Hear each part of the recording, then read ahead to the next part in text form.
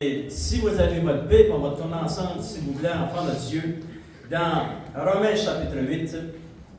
Gloire au Seigneur.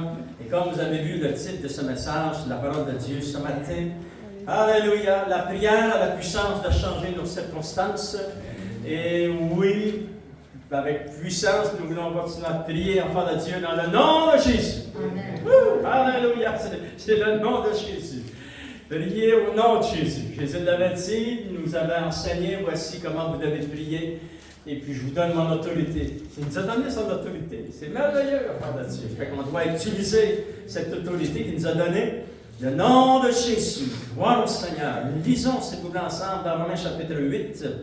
Et on va lire à partir du verset 26 jusqu'au verset 30 pour découvrir comment la prière a changé nos circonstances et elle a changé nos vies, mais aussi nos circonstances. Elle est dit de même aussi l'Esprit. Et lorsque vous voyez l'Esprit, ça c'est le Saint-Esprit. De même aussi le Saint-Esprit. C'est-à-dire l'Esprit de Dieu nous aide dans notre faiblesse car nous ne savons pas ce qui nous convient de demander dans nos prières. Bien, nous voyons qu'il y a deux personnes ici qui prient. C'est très important lorsque nous lisons cela, juste à se placer dans le contexte. Il y a vous qui priez, il y a moi qui prie, il y a les humains qui prient, tous ceux qui sont nés de nouveau, gloire au Seigneur, et aussi le Saint-Esprit. Bien, nous voyons qu'il y a deux personnes qui prient. On va le lire ensemble. De même aussi l'Esprit nous aide. Quand il nous aide dans notre faiblesse, quand nous ne savons pas ce qui nous convient de demander dans nos prières. Ça ne veut pas dire que nos prières ne sont pas bonnes. C'est parce qu'il y a des droits que nous avons devant Dieu qu'on n'est pas impotents. C'est pour ça que c'est dit. Et ça dit aussi, mais l'Esprit lui-même intercède par des soupirs inexprimables. Et celui qui sonde les cœurs connaît quelle est la pensée de l'Esprit. Parce que c'est selon Dieu qu'il intercède en faveur des saints. Fait que le Saint-Esprit intercède en votre faveur. Et regardez, enfants de Dieu, on va lire quelques versets. Et regardez la prière du Saint-Esprit lorsqu'il intercède à travers nous. Mais cela, enfant de Dieu, s'est produit avant la fondation du monde. Lorsque tu deviens chrétien, que tu acceptes le Seigneur, que tu t'attaches à lui, tu vas découvrir ses faits. Regardez les changements que la prière a emmenés. Ta prière aussi amène des changements. La prière que le Saint-Esprit a faite pour toi a amené des changements aussi. Il est dit, nous savons du reste que toute chose concourt au bien de ceux qui aiment Dieu, de ceux qui sont appelés selon son dessein. Car ceux qu'il a connus d'avance, et là on peut dire Amen. M'a connu d'avance. Avant la fondation du monde. Juste ça, c'est un grand changement. Amen. Car ceux qu'il a connus d'avance, il les a aussi prédestinés, voyez-vous, à être semblables à son Fils, à être semblable à l'image de son Fils, afin que son Fils fût le premier-né entre plusieurs frères. Et ceux qu'il a prédestinés, fait que déjà, les circonstances ont changé dans nos vies. Amen. On a été prédestinés. Ceux qu'il a prédestinés les a aussi appelés. Alléluia. Et ceux qu'il a appelés, il les a aussi justifiés. La prière a amené beaucoup de changements. Et ceux qu'il a justifiés, il les a aussi glorifiés. Seigneur, nous te demandons de révéler la parole de Dieu dans nos cœurs. Seigneur, merci que tu es venu et que tu nous as donné cette position devant le trône de Dieu et nous voulons avancer avec assurance durant cette année qui est devant nous au nom de Jésus. Alléluia. Afin, Seigneur, d'obtenir miséricorde pour nous, nos familles, nos bien-aimés, cette région, notre pays, au nom de Jésus, nos pays. Alléluia. Parce que tu ne changes point, Seigneur. Je te demande de révéler la parole à nos cœurs. Au nom de Jésus, nous t'avons prié. Amen. À lui soit la gloire. Ici, enfants de Dieu, nous découvrons que le chrétien va prier et à cause de la puissance de la prière, le Seigneur va travailler pour vous. Il va changer vos circonstances. Et aussi, nous découvrons que le Saint-Esprit a prié. il dit, mais l'Esprit a prié en ta faveur. Il n'a pas prié contre moi. Amen. C'est très important, tout ce que nous lisons. Il a prié en ta faveur. Ah, Seigneur, c'est merveilleux. Le Saint-Esprit a prié en ma faveur. Alléluia. Et on dit merci, Seigneur. Voyez-vous, enfants de Dieu, je vais vous lire ça dans la parole vivante. Lorsque vous êtes assis confortablement dans le sanctuaire de Dieu, écoutons bien ce qui est écrit dans la parole de Dieu. Il dit dans Romains chapitre 8, je vais vous lire ce verset, enfants de Dieu. Verset 26, ce même esprit qui nourrit notre espérance nous soutient. Il nous prend en charge avec nos faiblesses et nous aide dans nos limitations présentes. Il vient à notre secours quand nous prions. De nous-mêmes, nous ne connaissons guère nos droits et nos devoirs. Nous ne trouvons pas les paroles justes. Alors, l'Esprit Saint, le Saint-Esprit lui-même intercède et plaide en notre faveur. C'est lui qui intercède en nous, sans parole, dans ces soupirs qui montent du plus profond de notre cœur. Ça, enfant de Dieu, lorsque vous êtes dans la prière, vous allez sentir qu'il y a quelque chose ici en vous qui veut prier avec vous. Et ça, c'est le Saint-Esprit. Ça peut être les paroles en langue, mais c'est des soupirs inexprimables. Et lorsque tu vis cela, s'il vous plaît, si tu passes la balieuse, arrête ta balieuse. Il reste dans la présence de Dieu. Si tu es en train de peinturer, serre ton pinceau, il reste juste là parce que c'est des moments, des instants que tu ne peux pas planifier. Mais ton cœur est saisi de la présence du Saint-Esprit et là, lui, va rajouter à ta prière. Alléluia, c'est merveilleux. Et Dieu qui lit dans les cœurs, il scrute les pensées, les pensées les plus secrètes. Comment comprendre le langage de l'Esprit? Il connaît ses aspirations, c'est-à-dire qu'il connaît les aspirations du Saint-Esprit. Il sait discerner le sens de ses soupirs. Car l'Esprit intercède pour nous, son peuple, en harmonie avec la volonté de Dieu.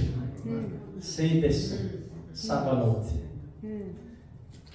Nous savons du reste que les intentions bienveillantes de Dieu sont à l'origine de tout ce qui nous arrive.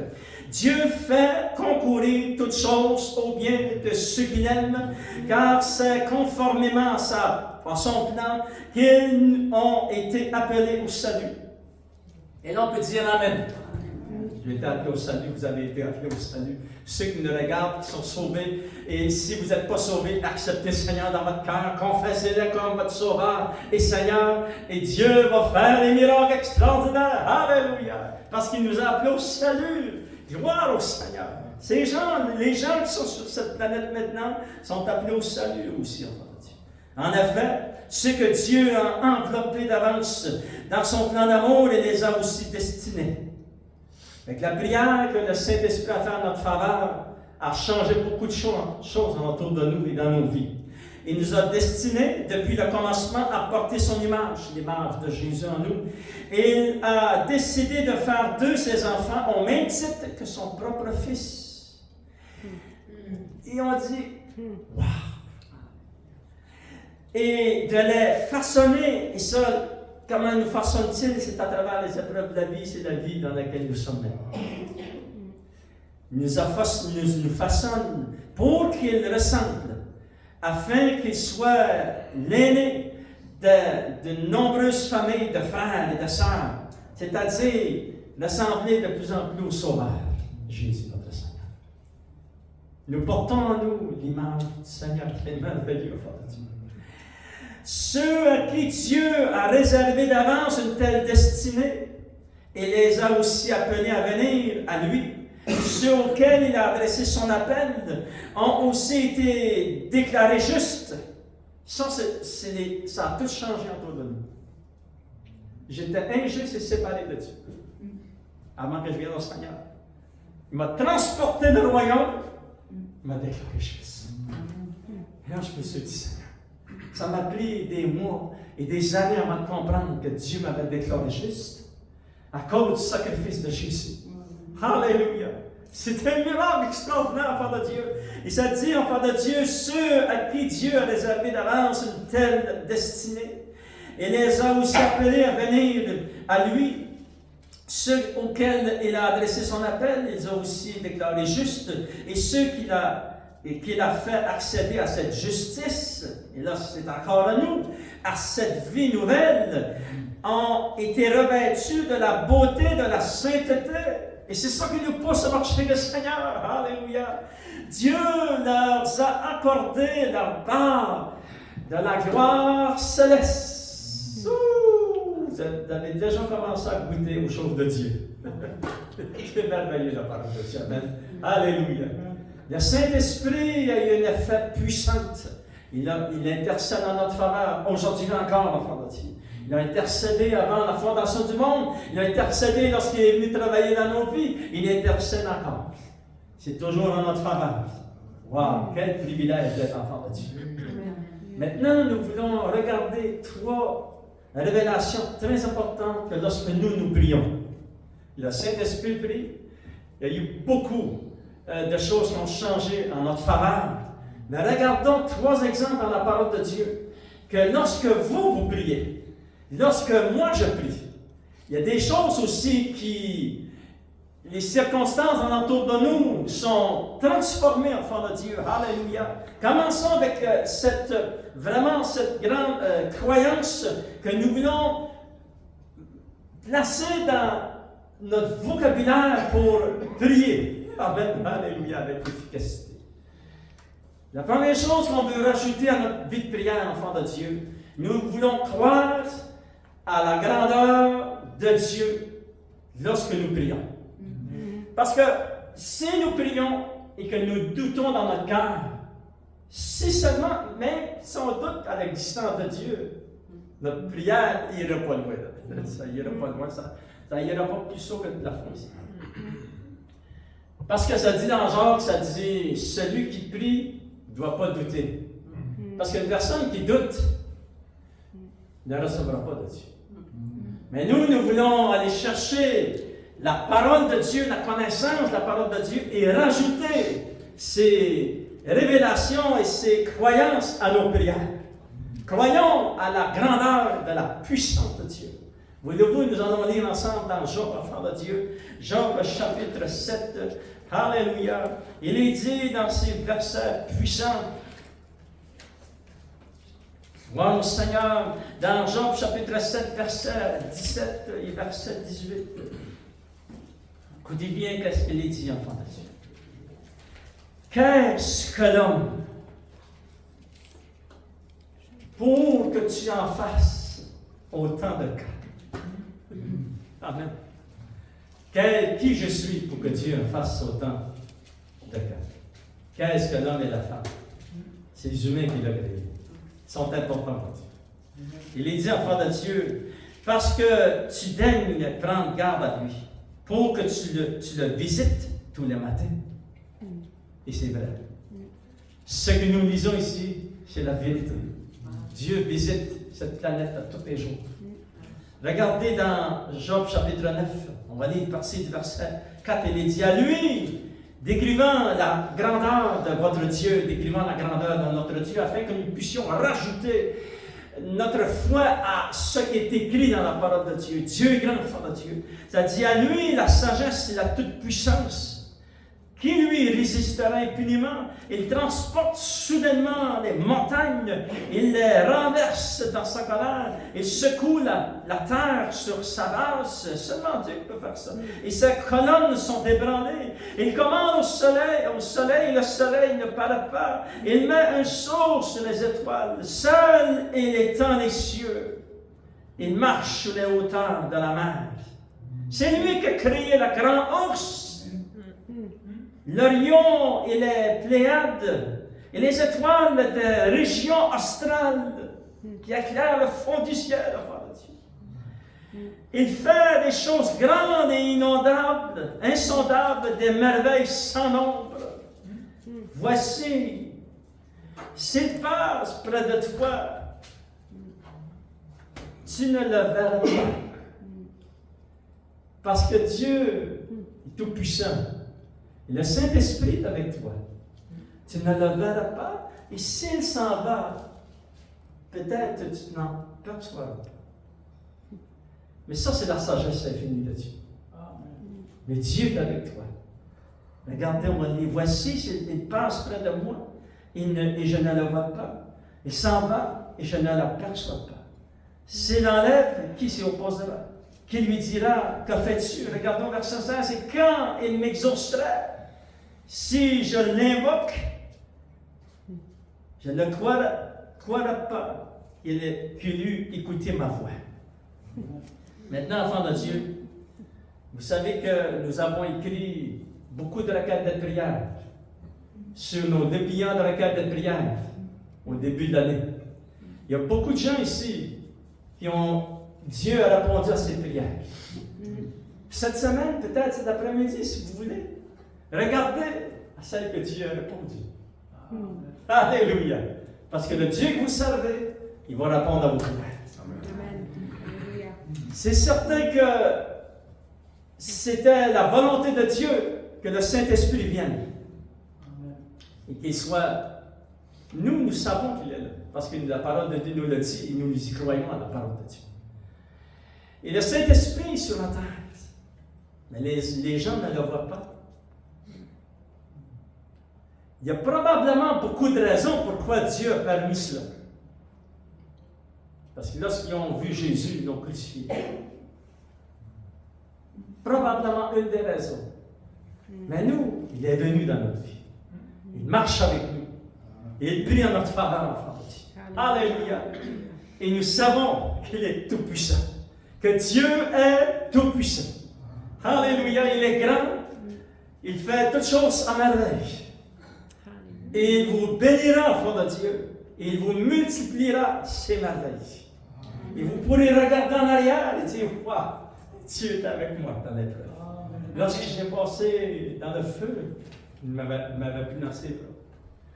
Lorsque les tempêtes étaient devant moi, le Seigneur était avec moi, il ne m'a jamais abandonné. Alléluia. Parce que Dieu est grand, enfant de Dieu. Deuxième croyance que nous voulons rajouter à notre vie de prière. Alléluia. Très importante, enfant de Dieu.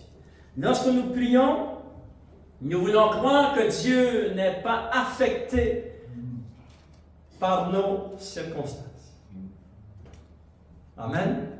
Parce que nous, des fois, on est dans une tempête, une montagne de l'avant de nous est tellement immense qu'on ne sait pas comment on va monter sur la montagne ou la détourner ou la traverser en faveur de Dieu.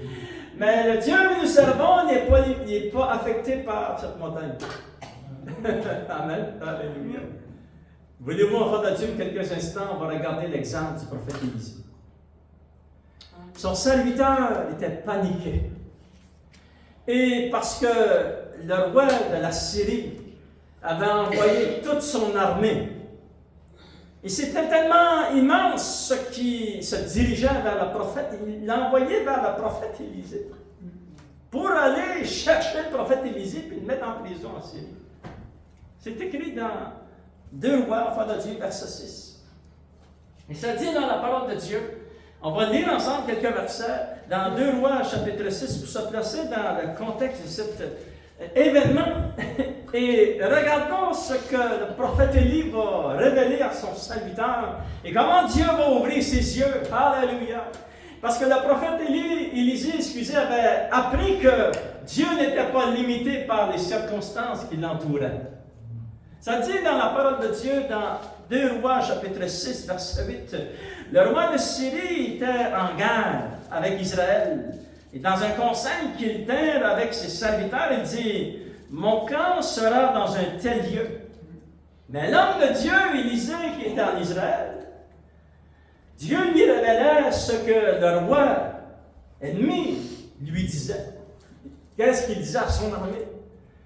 Et le prophète Élisée allait le dire, le communiquait au roi d'Israël. Et ça dit, enfant de Dieu. Mais l'homme de Dieu fit dire au roi d'Israël, garde-toi de passer dans ce lieu, car les Syriens y descendent. Et le roi d'Israël envoya des observateurs, etc. Ils ont vu que vraiment c'était vrai.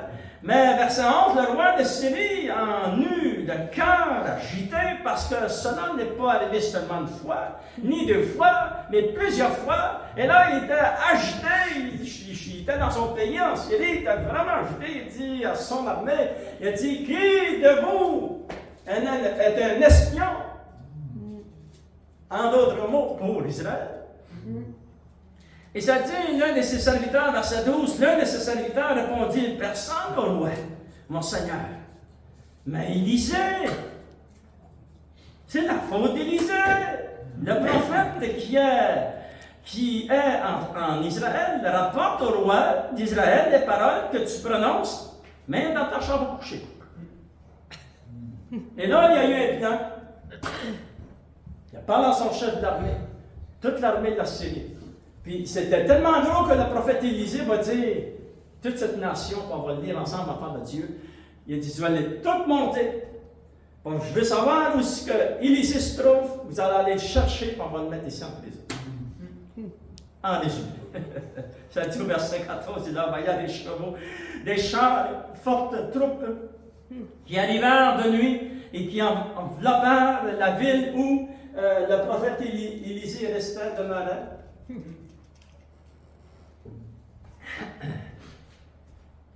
Et là, le matin, lorsque le soleil s'est levé, le serviteur du prophète Élisée, verset 15, le serviteur de l'homme de Dieu se leva de bon matin et sortit probablement pour prier sur le perron de la maison où ils étaient. Et voici une troupe entourait la ville avec des chars, avec des chevaux et des chars. Et le serviteur alla dire à l'homme de Dieu, « Ah, mon Seigneur, comment ferons-nous cette fois-ci? » Et il répondit, le prophète lui a dit, « Ne crains point, car ceux qui sont avec nous sont en plus grand nombre que ceux qui sont contre nous. » Mais ils étaient seulement deux. Et je suis certain que le serviteur devait trembler, parce que c'était beaucoup de monde, enfant de Dieu. Et verset 17, le prophète Élisée a prié ceci. Élisée pria et dit, Éternel, ouvre ses yeux pour qu'il voie. Maintenant, enfant de Dieu, j'aimerais juste vous ouvrir une parenthèse très importante que je vais vous dire aujourd'hui dans cette prédication. Que Dieu ait ouvert les yeux du serviteur, ou qu'il les ait pas ouverts. Cette armée qu'on va décrire ici, il était là. C'est la même chose pour vous. Dieu est tout-puissant, et tout ce que contient le royaume de Dieu travaille pour vous. Et les anges de Dieu travaillent pour vous, et le Saint-Esprit travaille pour vous. C'est très important, parce que toutes les circonstances qui nous entourent le monde, et la société dans laquelle nous sommes, c'est très important de savoir cette révélation-là que Dieu est avec nous. Alléluia. Et là, le prophète va dire, Élisée pria et dit, Seigneur éternel, ouvre ses yeux pour qu'il voie. Et l'Éternel ouvrit les yeux du serviteur, qui vit la montagne pleine de chevaux et de chars de feu autour d'Élisée. Alléluia! Nous voyons deux catégories de choses, les chevaux et les chars de feu qui sont alentour. Alléluia! D'Élisée. Et ça dit, enfant de Dieu, lorsque les Syriens ont vu le prophète Élisée, peut-être à travers la fenêtre, je ne sais pas, ou bien qu'il était sorti sur le perron de sa maison, les Syriens se mirent en marche. Élisée pria ceci, dit, Seigneur, il y a toute cette... Regardez ce qu'il va dire, parce que là, on va découvrir qu'ils sont à beaucoup là. Ça dit, enfant de Dieu, Élisée leur dit, Élisée leur dit, excusez, verset 18, les Syriens descendirent vers Élisée, Élisée adressa alors cette prière à l'Éternel, daigne frapper d'aveuglement cette nation. Ça veut dire qu'ils sont à beaucoup. Tu n'as pas une petite armée de 2-3 personnes.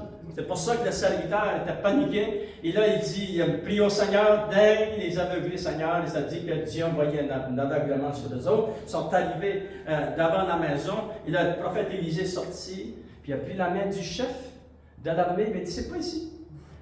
Viens avec moi, je vais te conduire où que tu dois aller, celui que tu cherches.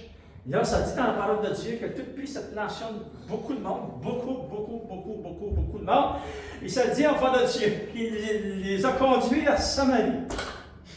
Et lorsqu'ils sont arrivés à Samarie, le roi d'Israël a sorti son épée avec toute son armée. Il a dit, on attaque-tu, homme de Dieu? Il dit, non! Parce que Élisée a prié de nouveau afin qu'il puisse recouvrir la vue. Ils ont recouvert la vue. Il s'est dit dans la parole de Dieu, regardez comment la guerre a terminé.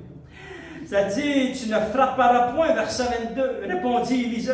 Est-ce que tu frappes ceux que tu fais prisonniers avec ton épée et avec ton arc, dans l'heure du pain de l'eau, afin qu'ils mangent, qu'ils boivent, et qu'ils s'en aillent ensuite vers leur maître. Et le roi d'Israël leur fit servir un grand repas. Ils ont sorti le plus grand des repas, enfants de Dieu, ils mangèrent et burent, puis il les renvoya. Et ils s'en allèrent vers leur maître en Syrie, et les troupes des Syriens ne revinrent plus sur le territoire d'Israël. Alléluia!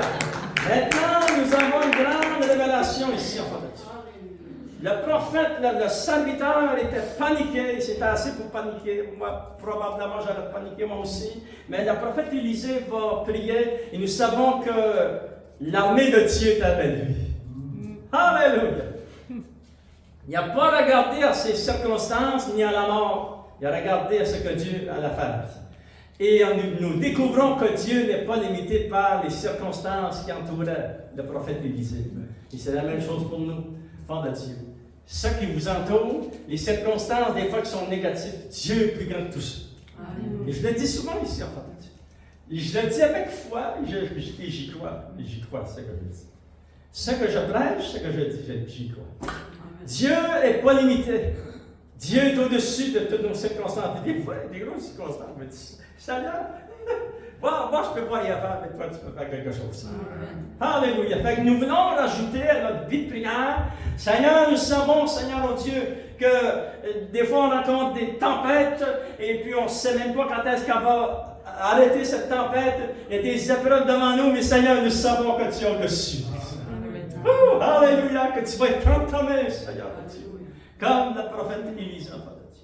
Troisième chose que nous voulons rajouter à notre vie de prière, très important, on va le lire ensemble, enfants de Dieu, et je vais vous l'expliquer pour quelques instants. Il est dit dans Exode chapitre 9, alléluia, c'est que lorsque nous prions, lorsque vous priez, vous voulez rajouter cette grande révélation à votre vie de prière, Dieu fera plus pour toi. Et ça, c'est biblique ce que je vous dis. Il fera plus pour toi, il fera pour les autres. Il fera une distinction entre toi et les autres. Et c'est écrit beaucoup d'endroits dans la parole de Dieu. C'est pour ça que Dieu, enfant de Dieu, c'est pour ça qu'on veut croire ce qui est écrit dans la parole de Dieu. C'est Moïse et le peuple qui est en Israël, pas en Israël, en Égypte. Et le roi ne veut pas les laisser aller. Et Dieu va dire à Moïse, tu vas aller vers Pharaon et tu vas lui dire ceci. Exode chapitre 9, il est dit au verset 1, l'Éternel dit à Moïse, va vers Pharaon et tu lui diras, ainsi parle l'Éternel, le Dieu des Hébreux, laisse aller mon peuple afin qu'il puisse me servir. Il ne voulait pas. Mais Dieu est un Dieu de miséricorde. Et Dieu va même lui donner une journée pour qu'il se repentisse. Nous savons qu'il n'a pas pris sa journée. C'est pas repenti. Ça dit, si tu refuses de laisser aller mon peuple, et si tu le retiens encore, voici la main de l'Éternel sera sur tes troupeaux qui sont dans les champs, sur les chevaux, sur les ânes, les chameaux, les brebis, les bœufs, etc. Il y aura une mortalité en très grand nombre. Mais nous, on aurait dit, Seigneur, je me répands, laisse-les. Pas que tous mes troupeaux d'animaux périssent. C'est ça prend pour nourrir mon peuple. Et l'Éternel distinguera entre les troupeaux d'Israël et les troupeaux des Égyptiens. Et il ne périra rien de tout ce qui est en Israël. tout ce qui appartient au peuple d'Israël. Vous savez que le peuple d'Israël était en Égypte, à Gozan, et Dieu a dit, regardez comment Dieu est rempli de compassion. Il dit ceci: je ferai cela à une telle heure. En d'autres mots, ça veut dire que le Pharaon a réfléchi, il a pu changer d'idée, se repentir, dit, je les laisse aller. Dieu m'a donné du temps. Voyez-vous? Mais Dieu a fait une distinction. Et le jugement est venu, et les troupeaux sont décédés, sont tous morts en Égypte, les troupeaux égyptiens. Et en Israël, en Égypte, à Gaza, les troupeaux du peuple d'Israël étaient tous en forme. Parce que Dieu avait dit, je ferai une distinction. Oh, alléluia! Maintenant, enfant de Dieu, c'est très important qu'on prenne la parole de Dieu avec humilité. Je ne peux pas sortir d'ici et dire, Dieu va dire à quelqu'un qui ne connaît pas le Seigneur que Dieu va faire plus pour moi que pour toi. On ne peut pas faire ça. Parce qu'on doit toujours rester humble dans le Seigneur. Amen.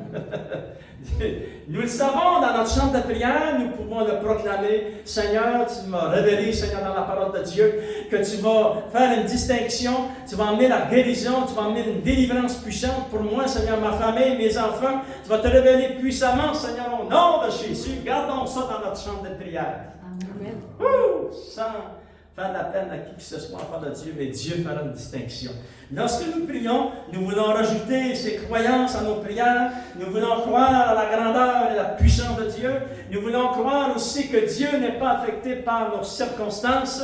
Et nous voulons croire que Dieu fera plus pour nous. Lèvons-nous sous l'ensemble, enfants de Dieu. Alléluia. On va inviter nos musiciens ce matin.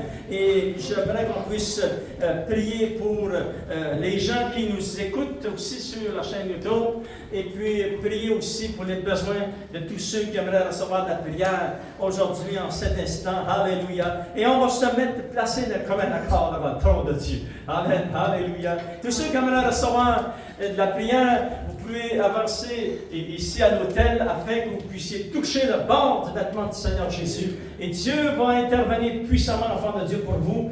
Alléluia. Prions, s'il vous plaît, ensemble. Seigneur, oh Dieu, nous prions pour tous ceux qui nous écoutent sur la chaîne YouTube. Seigneur, je te demande de te révéler puissamment à chaque personne qui entend le message de la parole de Dieu.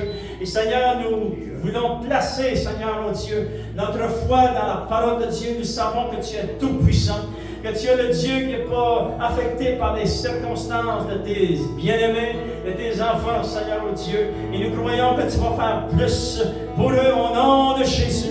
Te demande de visiter chacune de ces maisons.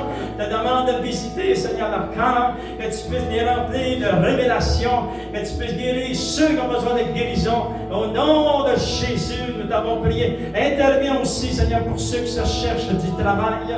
Ouvre des portes, Seigneur, oh Dieu, pour voir tous leurs besoins financiers. Interviens au nom de Jésus, Seigneur. Dieu amène la consolation pour celui qui a besoin de cette consolation. Dieu intervient en leur faveur. Et au nom de Jésus, nous t'avons prié, Seigneur. Seigneur, je prie pour ton Église maintenant, lorsque nous